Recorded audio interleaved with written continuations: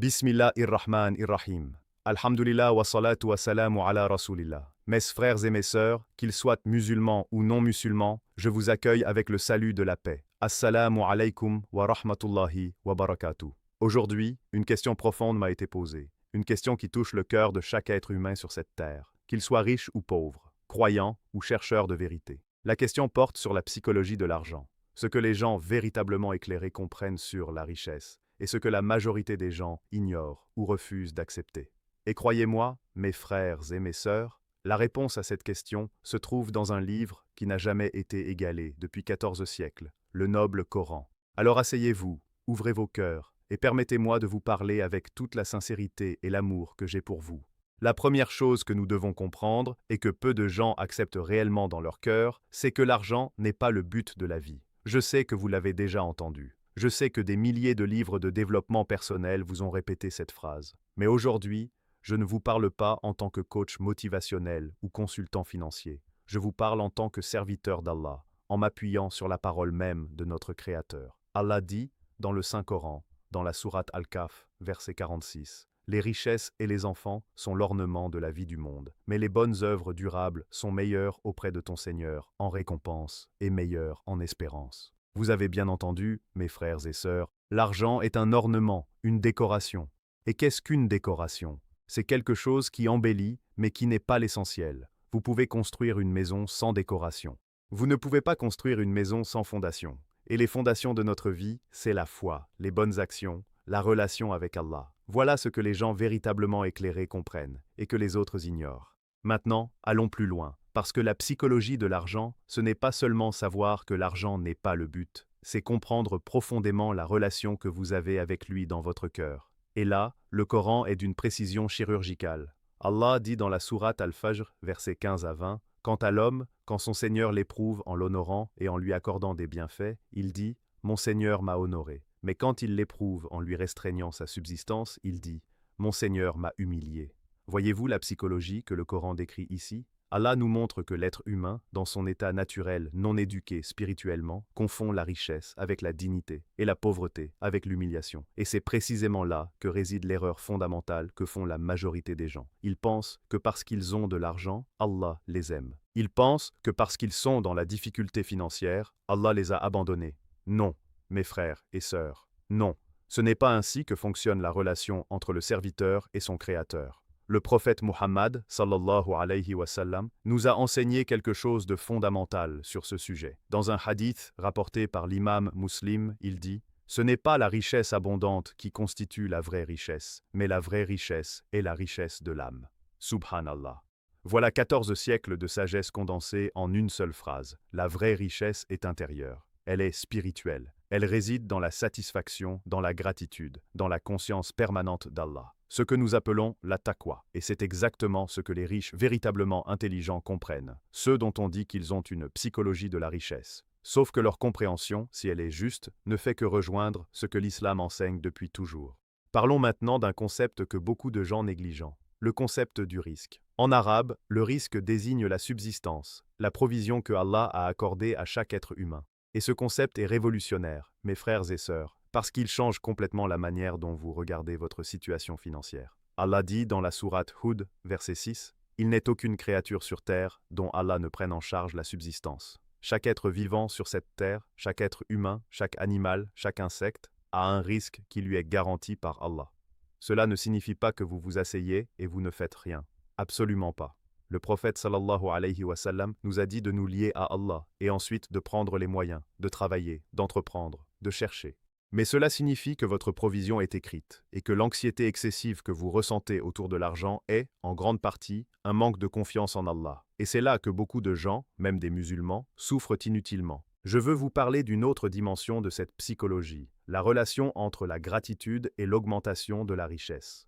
Allah dit dans la sourate Ibrahim, verset 7, « Et quand votre Seigneur proclama, « Si vous êtes reconnaissant, très certainement j'augmenterai pour vous. Mais si vous êtes ingrat, mon châtiment est certes sévère. » Mes frères et sœurs, la gratitude, le choukr en arabe, est en réalité une loi spirituelle et économique à la fois. Quand vous êtes véritablement reconnaissant pour ce que vous avez, Allah vous en donne davantage, non pas nécessairement en termes d'argent uniquement, mais en termes de bénédiction dans ce que vous avez. Et la bénédiction dans l'argent est bien plus précieuse que l'argent lui-même. Vous pouvez avoir 1 million d'euros et vivre dans l'angoisse, la maladie, la rupture familiale. Et vous pouvez avoir un revenu modeste et vivre dans la tranquillité, la santé, l'amour familial. Laquelle de ces deux situations est la vraie richesse?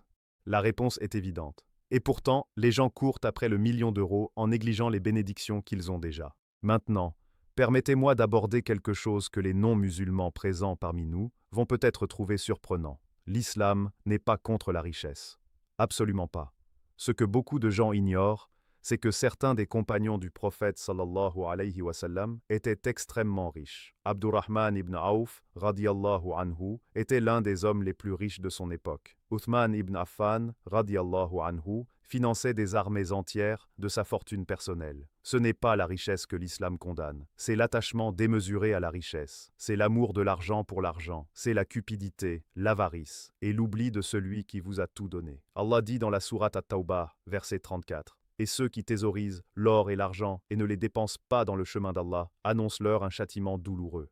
Ce n'est pas la possession de l'argent qui est problématique, c'est le refus de le faire circuler, de le purifier par la zakat, de le mettre au service des autres et de la cause d'Allah. Et voici justement un point fondamental que les riches véritablement éclairés comprennent. Donner augmente la richesse. Ce n'est pas une métaphore, ce n'est pas une belle formule de motivation, c'est une réalité spirituelle confirmée par le Coran et la Sunna. Le prophète sallallahu alayhi wa sallam dit dans un hadith authentique rapporté par Muslim, la sadaqa, la charité, ne diminue pas la richesse. Et dans un autre hadith, il dit qu'Allah dit, ô fils d'Adam, dépense, et je dépenserai sur toi. Subhanallah. Quel Seigneur généreux nous avons. Il ne vous demande pas de donner pour vous appauvrir. Il vous demande de donner pour vous enrichir encore davantage, mais d'une manière qui dépasse votre compréhension humaine. Et les gens qui ont compris cela, ce que l'on appelle les gens ayant une psychologie de la richesse, ont compris, consciemment ou inconsciemment, cette loi divine. La générosité attire l'abondance. Parlons également de la manière dont on acquiert la richesse, parce que c'est un sujet crucial. L'islam ne dit pas seulement combien donner, il dit aussi comment gagner. Et cette dimension est souvent ignorée dans les discussions modernes sur la psychologie de l'argent. Allah dit dans la sourate Al-Baqarah, verset 275, Allah a rendu licite le commerce et a interdit l'intérêt ribaoui. L'économie islamique repose sur des principes d'équité, de transparence, de partage du risque. L'argent ne doit pas engendrer de l'argent à travers l'exploitation. Il doit être le fruit d'un effort réel, d'un service rendu, d'une valeur créée. Et lorsque la richesse est acquise de cette manière, halal, propre, bénie, elle apporte avec elle la tranquillité d'esprit que l'argent haram ne peut jamais apporter. Combien de personnes avez-vous vu s'enrichir rapidement par des moyens douteux et finir dans le malheur, la maladie ou la prison? La bénédiction a quitté leur argent avant même qu'ils aient pu en profiter. Je veux aussi vous parler du test de la richesse, parce que c'est une dimension psychologique profonde que le Coran aborde directement. Allah dit dans la sourate Al-Anbiya, verset 35, « Nous vous éprouvons par le mal et le bien, comme autant de tentations. La richesse est un test, mes frères et sœurs. Pas une récompense automatique, pas une punition à l'envers, mais un test. Est-ce que vous remerciez Allah quand vous avez? Est-ce que vous restez patient quand vous n'avez pas? Est-ce que vous partagez quand vous êtes dans l'aisance? Est-ce que vous gardez confiance en Allah quand vous traversez la difficulté? Voilà les vraies questions. Et les gens qui réussissent ce test, qu'ils soient riches ou pauvres matériellement, sont les véritables gagnants. Ce sont eux qui ont compris la psychologie de l'argent au sens le plus profond du terme. Et permettez-moi de conclure cette première partie en vous parlant de quelque chose qui me tient profondément à cœur, l'équilibre. Le Coran décrit les serviteurs du miséricordieux, Ibad ur-Rahman, dans la sourate Al-Furqan. Et parmi leurs qualités, Allah dit au verset 67, « Et ceux qui, lorsqu'ils dépensent, ne sont ni prodigues ni avares, et qui tiennent le juste milieu. » L'islam n'est pas une religion d'extrême. Il ne vous dit pas de tout donner et de mourir de faim. Il ne vous dit pas non plus de tout garder et d'oublier les autres. Il vous dit de trouver l'équilibre, dépenser avec sagesse, épargner avec modération, donner avec générosité et toujours, avoir les yeux tournés vers Allah dans tout ce que vous faites avec votre argent. C'est cela, la vraie psychologie islamique de la richesse. C'est cela que les gens éclairés comprennent. C'est cela que l'argent seul, sans la foi, sans la sagesse spirituelle, ne peut jamais vous enseigner. Mes frères et sœurs, si ce message vous a touché, si ces paroles ont allumé quelque chose dans votre cœur, alors je vous demande une seule chose, abonnez-vous à cette chaîne, likez cette vidéo, partagez-la avec votre famille, vos amis, vos proches, musulmans et non musulmans, et commentez en écrivant Allah Akbar, parce que diffuser la parole d'Allah, c'est aussi une sadaqa, une aumône qui vous reviendra. Et nous avons encore beaucoup à dire sur ce sujet, alors restez avec nous, parce que la suite est encore plus profonde, encore plus éclairante. Qu'Allah vous bénisse tous, qu'il mette la baraka dans vos provisions, dans vos familles et dans tout ce que vous entreprendrez dans sa voie. Amin. Vous savez, mes frères et sœurs, il y a quelque chose que j'observe depuis des années dans les questions qui me sont posées sur l'argent, et c'est une confusion profonde entre deux choses que l'islam distingue avec une clarté absolue, la richesse comme outil et la richesse comme identité. Beaucoup de gens, aujourd'hui, ont fait de leur statut financier leur identité. Ils se définissent par ce qu'ils possèdent, par la voiture qu'ils conduisent, par le quartier où ils habitent, par les vêtements qu'ils portent. Et cette confusion, cette erreur fondamentale, est précisément la source de la majorité des souffrances psychologiques liées à l'argent dans notre monde moderne. L'islam est venu corriger cela il y a 14 siècles, et sa correction est d'une pertinence bouleversante aujourd'hui. Allah dit dans la sourate Al-Hadid, verset 20, « Sachez que la vie présente n'est que jeu, amusement, parure et sujet de vantardise entre vous, et rivalité dans l'acquisition des richesses et des enfants. » Lisez attentivement ce verset, mes frères et sœurs. Allah ne dit pas que la vie présente est mauvaise en elle-même. Il dit que lorsqu'elle se réduit à la compétition pour les richesses et les apparences, elle devient un jeu, une distraction, une illusion. Et combien de gens aujourd'hui vivent exactement dans cette illusion? Ils travaillent 60-70 heures par semaine, non pas pour subvenir à leurs besoins ou à ceux de leur famille, mais pour surpasser leurs voisins, pour impressionner des gens qu'ils n'aiment même pas, pour acheter des choses dont ils n'ont pas besoin avec de l'argent qu'ils n'ont pas encore gagné. C'est le piège de notre époque. Et le Coran la décrit avec une précision qui donne des frissons. Maintenant, j'aimerais vous parler d'un sujet que même beaucoup de musulmans évitent parce qu'ils les mettent mal à l'aise. Le rapport entre la taqwa, la crainte révérentielle d'Allah, et le risque. Il y a dans le Coran une promesse d'Allah qui est absolue, inconditionnelle, et pourtant si peu de gens y croient vraiment dans la profondeur de leur cœur. Allah dit dans la sourate At-Talaq, versets 2 et 3, « Quiconque craint Allah, il lui donnera une issue favorable, et il lui accordera sa grâce par des voies sur lesquelles il ne comptait pas. Et quiconque place sa confiance en Allah, il lui suffit.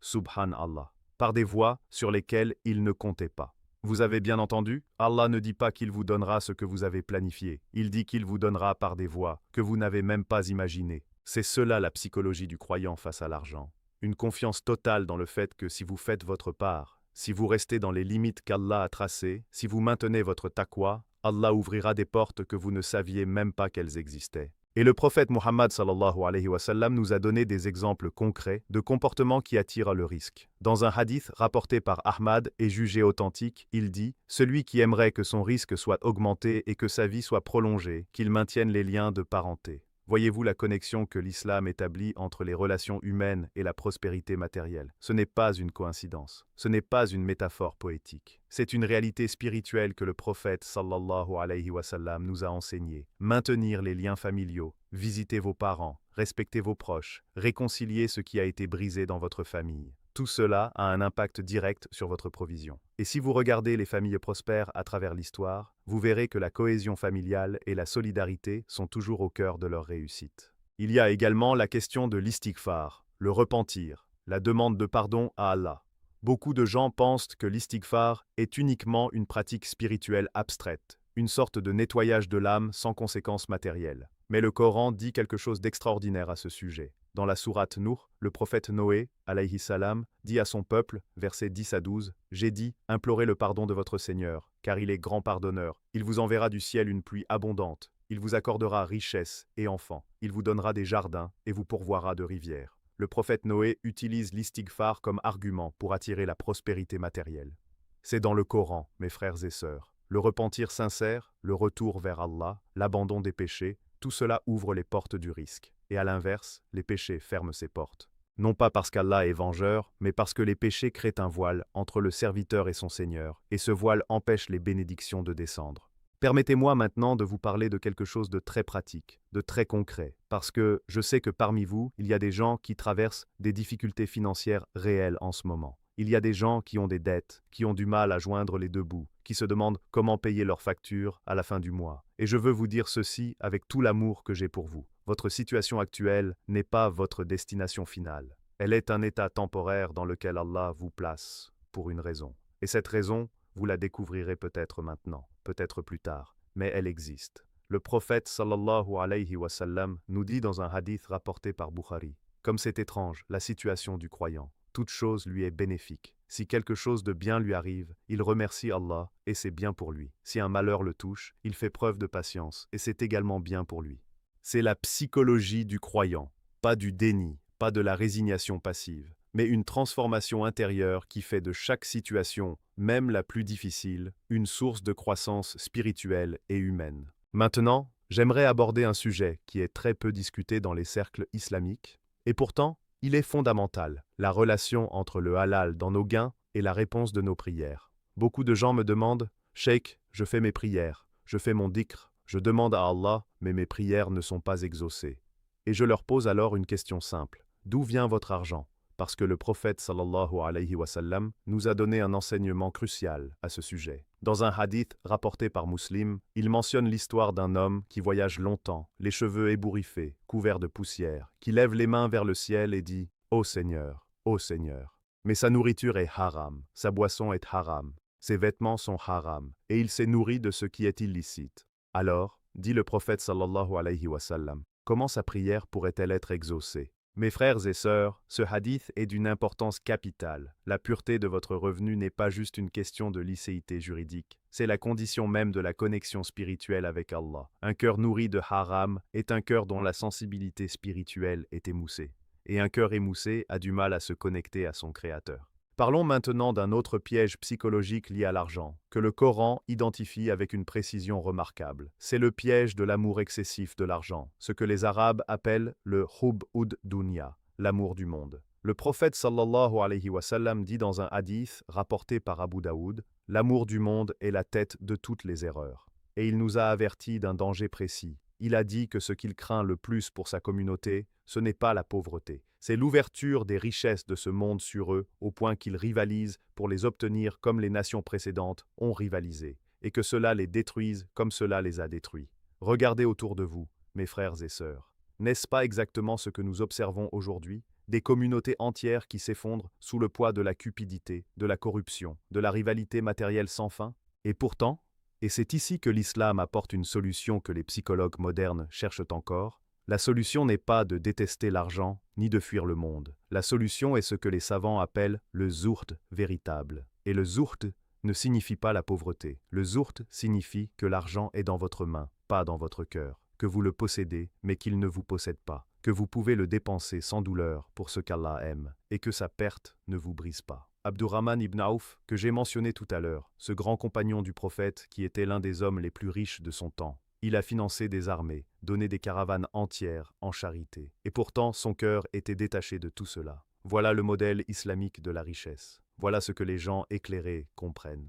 Je veux aussi vous parler d'une dimension que beaucoup négligeaient complètement, la planification et la gestion responsable de l'argent dans l'islam. Certains pensent à tort que la confiance en Allah, le tawakkul, signifie qu'on ne planifie pas, qu'on ne gère pas ses finances, qu'on laisse tout au hasard en disant « Allah pourvoira ». Non, mes frères et sœurs, ce n'est pas du tawakkul, c'est de la négligence. Le vrai tawakkul, c'est ce que le prophète sallallahu alayhi wa sallam a illustré lorsqu'il a dit à quelqu'un qui voulait laisser son chameau sans l'attacher en disant qu'il faisait confiance en Allah, « Attache-le et fais confiance en Allah. Prenez les moyens, gérez votre argent avec sagesse, évitez les dettes inutiles, épargnez pour votre famille, protégez ce qu'Allah vous a confié, parce que vous n'êtes pas le propriétaire de votre richesse, vous en êtes le gardien. Et Allah vous demandera comment vous l'avez géré. » Le prophète sallallahu alayhi wa sallam a dit dans un hadith rapporté par Tirmidhi, « Les deux pieds de l'homme ne bougeront pas au jour du jugement avant qu'il ne soit interrogé sur 4 choses, dont l'une est sa richesse, d'où il l'a acquise et dans quoi il l'a dépensée. » 2 questions sur l'argent au jour du jugement, mes frères et sœurs. D'où vient-il? Et où est-il allé? Ces 2 questions devraient être au cœur de votre relation avec votre argent chaque jour. Chaque dirham, chaque euro, chaque franc que vous gagnez, d'où vient-il? Est-il pur? Est-il halal? Et chaque centime que vous dépensez, est-ce qu'il va vers quelque chose qui plaît à Allah ou vers quelque chose qui l'irrite? Et là, mes frères et sœurs, je veux vous parler de quelque chose de très important sur la psychologie de la satisfaction, ce que nous appelons le qana'a en arabe. Le prophète sallallahu alayhi wa sallam dit dans un hadith rapporté par Bukhari et Muslim: regardez ceux qui sont en dessous de vous et ne regardez pas ceux qui sont au-dessus de vous, car c'est la meilleure façon de ne pas mépriser les bienfaits d'Allah sur vous. Cette instruction prophétique est l'une des plus puissantes thérapies psychologiques qui existent contre l'anxiété financière. Dans notre monde moderne, nous sommes bombardés d'images de gens plus riches que nous, de vies plus luxueuses, de voyages plus exotiques, de maisons plus grandes, et cette comparaison permanente vers le haut génère une insatisfaction chronique, une ingratitude profonde et une souffrance inutile. Le prophète sallallahu alayhi wa sallam nous dit: regardez en bas, regardez tous ceux qui ont moins que vous. Regardez ceux qui n'ont pas à manger ce soir. Regardez ceux qui n'ont pas de toit. Regardez ceux qui ont perdu leur santé. Et vous verrez immédiatement que vous êtes, en réalité, extrêmement riche, d'une richesse que vous n'avez peut-être jamais pris le temps d'apprécier. Il y a aussi un lien profond entre la générosité et la santé psychologique que l'islam a établi bien avant que la psychologie moderne ne le découvre. Les chercheurs contemporains ont montré que les gens qui donnent régulièrement vivent plus heureux, souffrent moins de dépression, ont un sentiment plus fort de sens et de but. Et le Coran dit, dans la sourate Al-Baqarah, verset 261, « Ceux qui dépensent leurs biens dans le chemin d'Allah ressemblent à un grain qui produit 7 épis, chaque épi contenant 100 grains. » La générosité multiplie, pas seulement spirituellement, pas seulement dans l'au-delà, mais dans la vie présente aussi, dans la satisfaction, dans la paix intérieure, dans les portes que Allah ouvre de manière inexplicable. C'est la psychologie de l'abondance islamique. Plus vous donnez avec sincérité, plus Allah vous donne. Pas parce que vous méritez une récompense commerciale, mais parce que vous avez démontré que votre cœur est libre de l'attachement à ce monde. Et je veux terminer cette partie en vous rappelant quelque chose d'essentiel sur la richesse de l'au-delà. Parce que sans cette perspective, toute discussion sur la psychologie de l'argent reste incomplète et superficielle. Allah dit dans la sourate Al-Imran, verset 14, « Il a été enjolivé aux hommes l'amour des choses qu'ils désirent, les femmes, les enfants, les trésors entassés d'or et d'argent, les chevaux marqués, les bestiaux et les champs. Voilà la jouissance de la vie présente, mais c'est auprès d'Allah qu'est le meilleur séjour. » La vie présente a ses beautés, ses plaisirs, ses richesses. L'islam ne le nie pas. Mais il met tout cela dans sa juste perspective. C'est passager, c'est temporaire, et la vraie demeure, la vraie richesse, la vraie récompense est auprès d'Allah. Celui qui comprend cela dans la profondeur de son être, pas seulement dans sa tête, mais dans son cœur, celui-là a trouvé la liberté psychologique ultime par rapport à l'argent. Il travaille, il gagne, il gère, il donne, mais il n'est jamais esclave de ce qu'il possède ou de ce qu'il ne possède pas encore.